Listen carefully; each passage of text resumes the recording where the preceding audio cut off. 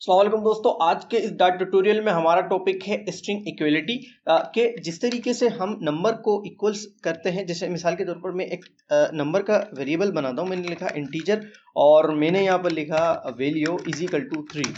तो अब मैं इस 3 को जो है वो इजीली कंपेयर कर सकता हूँ। वो किस तरीके से करूँगा, मैं वेरिएबल का नाम लिखूंगा और कहूँगा कि ये 3 के इक्वल्स है और मैं यहाँ से रन करता हूँ तो हम इसको चेक कर सकते हैं कि ये इसके इक्वल है कि नहीं है। तो इसने कहा कि इसके इक्वल है और ट्रू हमें मिला। इसी तरीके से अगर मैं नॉट इक्वल्स को इस्तेमाल करता हूँ तो ये नॉट इक्वल्स टू आ जाता है। लेकिन इंटीजर में ऐसा होता है कि इंटीजर में या आपके डबल के अंदर ऐसा होता है कि आप ग्रेटर देन का साइन यूज कर सकते हैं कि भाई ये वैल्यू इससे बड़ी है और आप देख सकते हैं कि ये इससे बड़ी है कि नहीं है। और इसी तरीके से आप इक्वल्स टू का भी यूज कर सकते हैं कि ये इससे बड़ी है या नहीं है।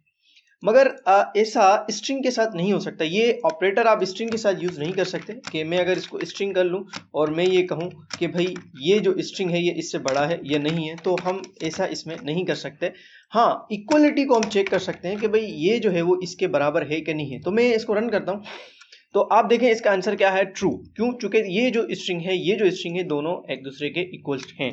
मगर यहाँ अगर मैं 3 2 कर दूंगा और मैं यहाँ रन करके चेक करूं तो आप देख सकते हैं कि ये दोनों एक दूसरे के इक्वल नहीं हैं। इसी तरीके से अगर मैं यहाँ पर स्पेस क्रिएट करूं और यहाँ स्पेस नहीं है और अब अगर मैं इसको रन करूं तो आप देख सकते हैं कि इसका फॉल्स आएगा क्योंकि स्पेस भी काउंट होगा। यहाँ पर मैं ट्रिम का मेथड यूज करके इस स्पेस को जो है वो खत्म कर सकता हूँ सिर्फ स्ट्रिंग के अंदर से। तो अब ये स्पेस यहाँ से इसका रिमूव हो जाएगा। इस स्पेस को कहते हैं लीडिंग और यहाँ जो बाद में आता है स्पेस को हम कहते हैं ट्रेलिंग।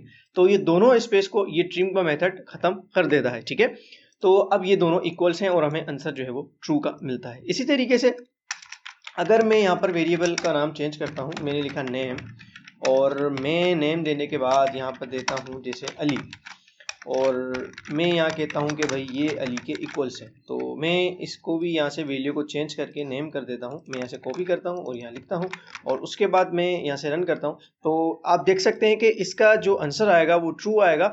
इसी तरीके से अगर मैं यहाँ पर नॉट इक्वल्स टू करूँ तो इसका जो आंसर आएगा वो फॉल्स आएगा। ठीक है, आप देख सकते हैं इसका आंसर फॉल्स है। इसी तरीके से अगर मैं यहाँ पर स्मॉल कर लूँ इसका जो फर्स्ट कैरेक्टर है और इसका जो फर्स्ट कैरेक्टर है वो जो है वो लार्ज है, मतलब कैपिटल के अंदर है, मगर डॉट जो है वो कैसे सेंसिटिव है, इसका इशू आएगा और ये इसका जो आंसर आएगा वो ट्रू आएगा।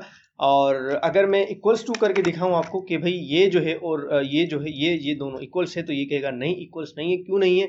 इसीलिए नहीं है क्योंकि ये जो है वो स्मॉल में है और ये जो है वो कैपिटल के अंदर है। मैं इसको कैश सेंसिटिव के अंदर मैं इसको कर सकता हूँ।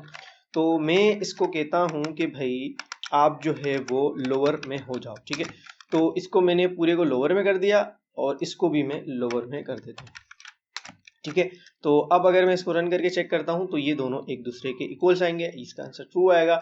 और मैं इसको हटाकर सिर्फ इस पे लगाता हूँ तो ये इससे भी ट्रू हो जाएगा। ठीक है, तो इससे भी ये ट्रू हो जाएगा। तो हम स्ट्रिंग इक्वलिटी को जब चेक करते हैं तो हम स्ट्रिंग इक्वलिटी में सिर्फ दो चीज़ें यूज़ कर सकते हैं, एक नॉट इक्वल्स टू और एक इक्वल्स टू। ठीक है, इसके अलावा हमारे पास तीसरा कोई और नहीं है। थैंक यू, हमारी वीडियो यहीं तक थी।